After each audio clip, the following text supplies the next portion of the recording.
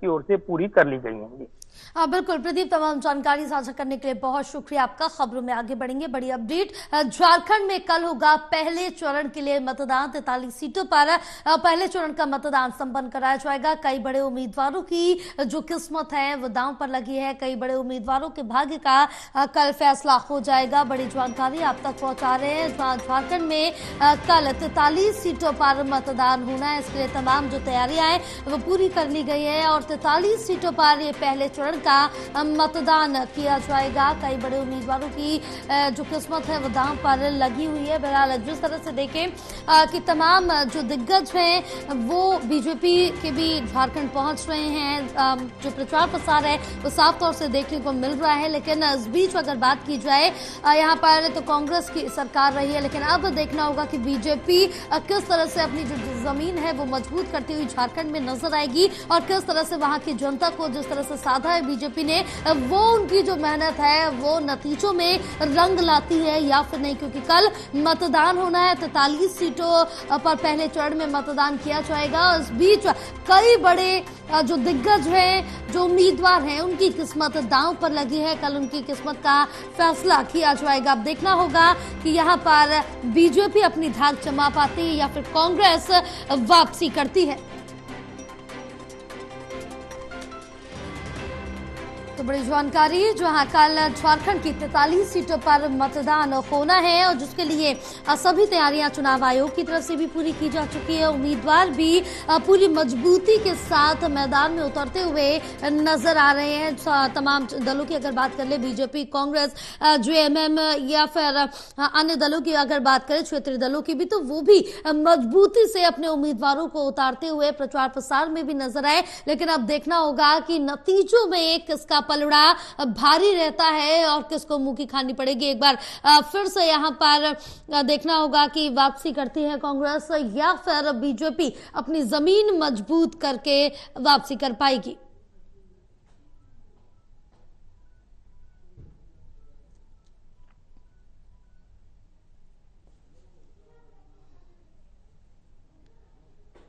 तो बड़ी जानकारी आप तक पहुंचा रहे हैं, जहां आपको बताते चले कि कल मतदान होना है, 43 सीटों पर मतदान किया जाएगा।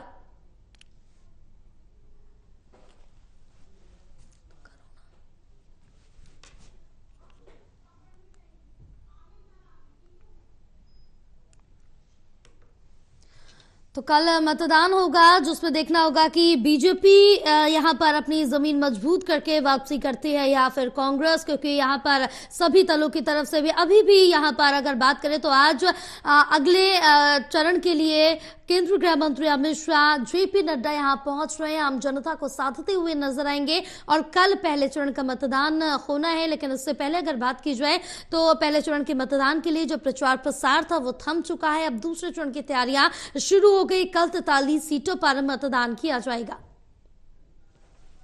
हमारे साथ हमारे सहयोगी ललित नारायण कांडपाल जुड़े हुए और ज्यादा जानकारी लेंगे। ललित, क्या कुछ जानकारी मिल पा रही, क्योंकि कल झारखंड में पहले चरण के लिए मतदान होना है, 43 सीटों पर मतदान होगा और इस बीच अगर बात करें जेएमएम की, कांग्रेस की या फिर बीजेपी की, तो सभी दलों ने अपनी पूरी ताकत झोंकी है।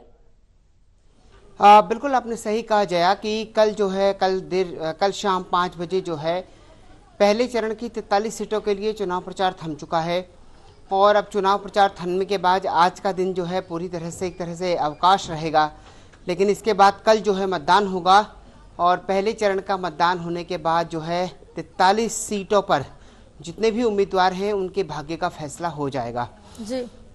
तो आप ये समझ सकती हैं कि झारखंड का पहला चरण जो है कल समाप्त हो जाएगा और जिस तरह से झारखंड विधानसभा में अभी मौजूदा समय में हेमंत सोरेन की सरकार है और उसके बाद अब भारतीय जनता पार्टी लगातार कोशिश कर रही है, लेकिन दूसरी तरफ इंडिया ब्लॉक है और आज कल जो 43 सीटों पर चुनाव होगा उसमें जो है चंपई सोरेन जो बड़ा नाम बनकर सामने आया है इस पूरे चुनाव में।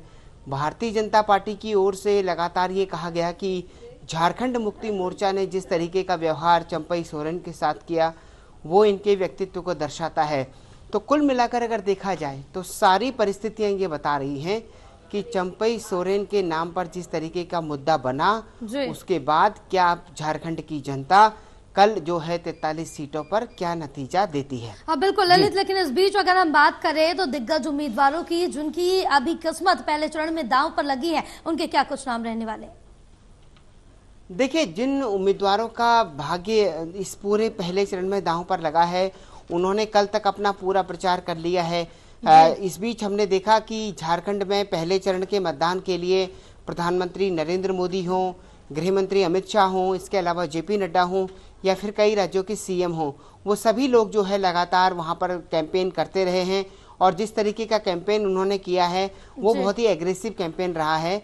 कल जो है भारतीय जनता पार्टी के नेताओं ने चुनाव आयोग में भी मुलाकात की थी और उन्होंने कहा था कि जो है राहुल गांधी और कांग्रेस पार्टी की तरफ से लगातार ऐसी बयानबाजी हो रही है जो कि बहुत गैर जिम्मेदाराना है।